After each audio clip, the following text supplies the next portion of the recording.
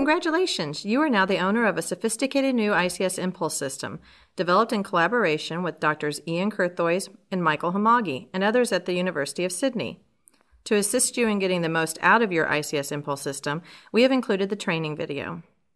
We hope you find it easy to use and that the use of the incorporated tips and information result in improved data collection and accuracy. A head impulse is a quick movement of the head which stimulates the semicircular canals. The patient fixates on a dot during the head movement. The ICS impulse goggles measure the head and eye movement. The response is that both eyes turn to correct for or compensate for the head turn. This compensation keeps the patient looking at the target as the head is turned. The ICS impulse should not be performed on patients with a neck injury or on patients who have been told by their physicians to limit or avoid neck movement activity. When you first start up your ICS system, you have three options when collecting data. You can use a temporary patient file and then enter the patient information later, or enter new patient information immediately, or you can open an existing patient file. Prior to placing the goggles on the patient, you need to make sure you prepare the goggles. If needed, you can clean the goggle housing. The goggle housing is made of molded plastic material which can be cleaned using a damp cloth moistened with a mild detergent and water solution. You want to ensure the goggles have a new, unused face cushion. To remove the face cushion, slightly flex the goggles out at the side opposite of the camera side and snap out the face cushion. Release the face cushion from the other side. Properly dispose of the used face cushion. Obtain a new face cushion. Align the tab of the face cushion with the hole on the camera side of the goggles. Ensure the face cushion is inside the nose piece. Slightly flex the goggles at the opposite side. Align the tab of the face cushion with the hole in the goggles. Double check both sides are fully inserted by pressing it at each side. The next thing you might want to do is clean the mirror. Use the provided cleaning cloth and gently wipe the mirror on both sides. The place where the patient is tested can vary, but must allow you to position the patient at least 1 meter from the wall, or other solid surface that can be used as a projection surface. Choose a wall that allows you to position the patient at least 1 meter in front of the wall. Apply one of the fixation dots supplied with the ICS impulse system to the wall. When goggles are placed properly, they sit comfortably on the bridge of the patient's nose and will not slip during testing. Improper goggle placement may result in goggle slippage, and slippage will result in inaccurate data collection. First, you want to position the goggles on the patient's face over the bridge of the nose. Bring the strap above the patient's ears and around to the back of the head. Tighten the strap tight enough to ensure that the goggles will not shift horizontally during testing. Allowing some flexibility in the cables for head movement during testing is important. Clip the cable to the patient's clothing at the top of the shoulder. Ensure the eyes are wide open with eyelids positioned to not interfere with data collection. If required, adjust the skin around the eye. Tilt the bottom of the goggles out and away from the face, pulling the skin below the eye down and repositioning the goggle to hold the skin in place. Tilt the top of the goggles out and away from the face, pulling the skin above the eye up and repositioning the goggles to hold the skin in place. Pupil detection is performed to ensure that the system tracks the pupil properly prior to calibration.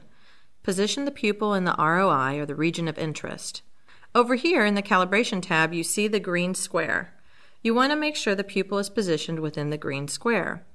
You can do this either by left-clicking and dragging the green square, or clicking on the pupil to center the pupil inside the green box.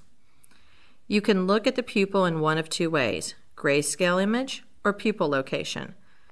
When it is in pupil location, the pupil is white and the background is black. In grayscale, the white cross mark signifies the pupil. Select Display Pupil Tracking. You will see in the real-time trace that the red is the head and the green is the eye. Select Auto Threshold. The system centers the crosshair on the pupil. Now the patient will stare at the fixation dot. Observe the green eye trace in the real-time trace window, ensuring that it is as flat as possible when the patient is fixating on the fixation dot. Click On to turn on both lasers. There are 2 laser dots projected on the wall.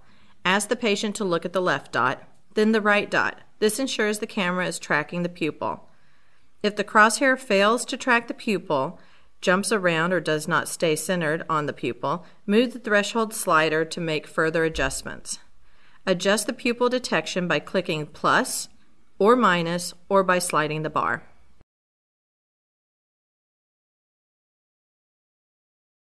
In the calibration procedure, the patient is asked to switch their gaze between the two dots that appear when calibration is performed.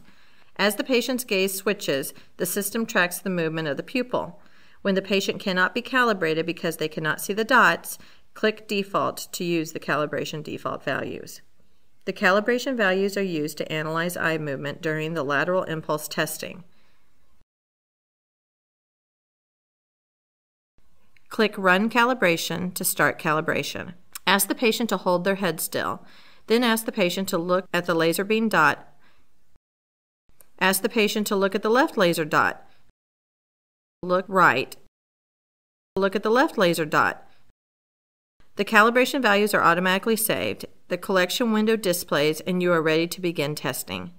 If you want to video record the eye during the head impulse testing, you have two options. Use the control buttons to manually start and stop the recording.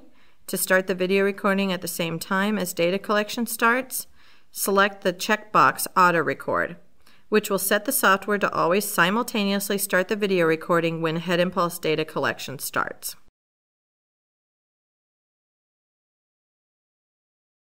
The Impulses settings defines how many valid left and right impulses are required before the test stops automatically. Here you see 20 left head impulses and 20 right head impulses. To change the number of suggested minimum head impulses for the current testing session, click the up and down arrows or type the number in directly. The maximum value is 999. 20 has been recommended by Drs. Hamagi and Kurthoys as the minimum number that should be collected for both left and right side. For patients with spontaneous nystagmus, select the checkbox Patient has spontaneous nystagmus. This prevents good impulses from being rejected inappropriately. The elapsed time displays along with the test date and test time at the bottom of the window. While performing the head impulse test, both the real-time trace window and the lateral impulse window display head and eye traces to assist you in understanding the quality of data being collected. There are algorithms built into the system that will reject bad head impulses. While you are doing the head impulse testing, you will want to look at the real-time trace window and the lateral impulse window. The real-time trace window allows you to monitor both head, displayed in red, and eye movement displayed in green, while performing one head impulse test. By monitoring the real-time trace, you can make sure the patient is cooperating and staring at the fixation dot. The lateral impulse window helps you perform good head impulses. The gray training lines represent the shape of good head impulses at a variety of velocities, 50, 100, 150, and 200. Positive velocities represent leftward head impulses. Negative velocities represent rightward head impulses. The actual head and eye trace are superimposed on top of the gray training lines. The eye trace is always represented in green. White dots display along the y-axis to indicate the velocity of impulses collected. Comparing the actual traces against the training lines helps ensure that the tester performs quality head impulses and that only good data is included in the analysis. The collection algorithm assures that only good head impulses are accepted for analysis. When performing the head impulse, you want to make sure it is randomized. Perform multiple velocities and randomized left and rightward movements. You want to make sure the patient cannot predict which direction and at what velocity the head impulse will be performed. Touching the goggles or the goggle strap while moving the patient's head can result in moving the camera, which produces artifacts in the collection data. Again, it is important the goggles are strapped on tight and do not move during testing. Standing behind the patient, place your hands on top of the patient's head well away from the goggles and the goggle strap. Ask the patient to stare at the fixation dot. Perform the head impulse by moving the head abruptly in a very quick motion like a kick. The tester should imagine a target point about 15 to 20 degrees to the right or left of the patient's head, straight ahead of them. The tester should try to turn the patient's head so that the patient's nose is pointing at the imaginary spot, moving it abruptly, trying not to overshoot the 15 or 20 degrees and trying not to have a return, just a quick direct head turn to the imagined target point. Hold it there for a few seconds and then slowly bring the head back to straight ahead or facing the wall. The key bit of feedback for the tester is that the movement should be precise. It should go up and come back to baseline with very little overshoot.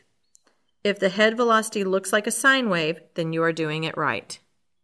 Look at your head impulses and compare them to the training curves. The head impulses should be presented in an unpredictable manner, in direction, and at varying velocities. After each head impulse is performed, you should look at the lateral impulse window and see if the head impulse you perform matches the training curves. Note how the head movement matches the gray training curve. Also note the white dot indicating the velocity at which it was performed, and whether the head impulse was accepted or rejected. The system automatically stops when the minimum numbers for left and right impulses have been reached. To manually stop the test, click Stop. Data collection will be saved. Or Cancel. Data collection will not be saved.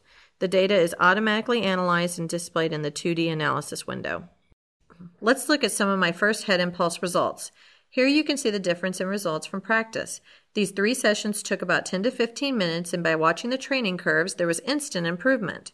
Look at the head velocity in trial 1, especially on the left side. They do not align well. Same in trial 2, but in trial 3, both the left and the right velocities align quite well. Now let's look at common mistakes. Here is an example of a head impulse that was performed too slowly. Notice that the tracing is broad and does not match the training curve. In this second example, the head impulse was performed at the correct speed, but the return was too quick. After performing the head impulse, you need to hold it there for a few seconds and then slowly bring the head back to the straight position. Regarding analysis of the data collected, the video will not cover understanding head impulse analysis. I refer you back to the user manual for this. We want to make one more comment regarding data collection. The analysis algorithm evaluates the good head impulses and ensures that the patient was performing the task appropriately. For example, if the tester performs a good head impulse, then the data is saved, but if the patient happened to blink or is looking around during the good head impulse, the analysis algorithm then discards the data as not being valid. Therefore, in the analysis section under the Test Info tab, you see the data that was collected as well as the data that was actually analyzed. You may find that some of the collected data was not analyzed. There are 2 algorithms to assure that good data is collected. Thank you for taking time to view the ICS Impulse training video. In 1 minute and 10 seconds, as illustrated in this video, you can assess the vestibular function of both ears. The entire test, including patient entry and reporting, takes less than 10 minutes. Please refer to headimpulse.com and the user manual for additional information.